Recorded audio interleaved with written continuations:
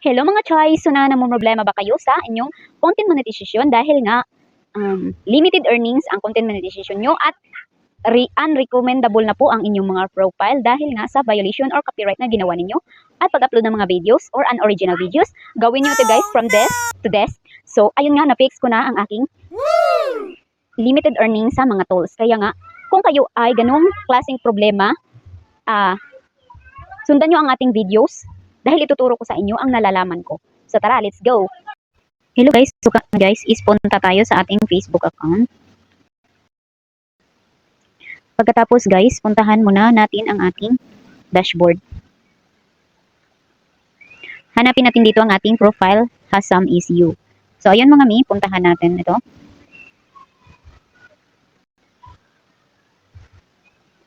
So mga mi, makikita natin content monetization or earning. So kung wala yan mga mi, mag-earning ka nga i-do na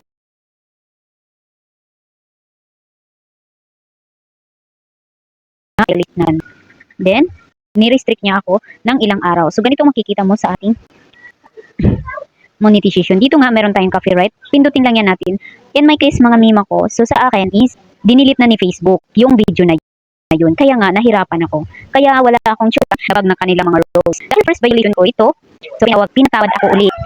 Honestly, kapag marami ka ng violation, talagang demonetize na ang iyong profile. Pero sa akin, first violation ko lang naman to, nag-explain naman ako normal yung earnings ninyo. Then dito mga mima ko, makikita niyo naman ang mga policy nila. Copyright nga ang nangyari sa akin. So ito mga mima ko, dito ka sa option. So dito mga mima ko, pipili ka ng option dito, email the reporter or submit an appeal to Facebook. So dalawa ang ginawa ko dito mga mima. Itong email the reporter and submit an appeal. So dito mga mima ko, una kong ginawa is itong ating email the reporter.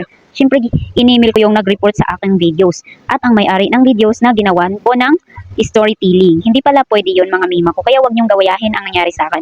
So ito po yung ito po yung nag-report sa akin. Then, ito po yung number. Then, ito po yung email. So mag-send ka lang ng email mga mi. Pindutin mo lang ito. Mapunta ka na. Copy-paste mo ito lahat. Ito, copy-paste yung dalawa. Then, ito. Pag pindutin mo ito, mapunta ka na doon sa Gmail mo. So, automatic kayong mapunta doon sa Gmail account nyo. So, dito, i-copy-paste mo lang itong kinapi mo kanina. Then, mag-submit ka ng form or mag-submit or mag-compose ka ng iyong message sa nag-report sa iyong videos. Then, attachan mo siya ng paper or screenshot ng video. Mo. Kailangan mo ng screenshot, pangalan mo, pangalan Facebook account mo. Yun lang ang sabihin mo doon. Pagyan mo ng screenshot sa video na copyright. So, dito mga mima ko, sana naman yung submit and appeal. Dito. Kasi ito yung ginawa ko guys para back to itong ating submit and appeal. Itong pangalawa. Dito guys, meron ding form dito. Violation nyo. Dito, puntahan natin I understand. Then, dito mga mi, yung username ng Facebook mo. Then, maglagay ka ng email address mo doon. Dito, yung email address mo na active kasi magme-message sila sa inyo. Then dito, i-check mo lang ito. Then dito, mag-explain ka dito. Explain mo anong ginawa mo. Then, mag-attach ka ng picture.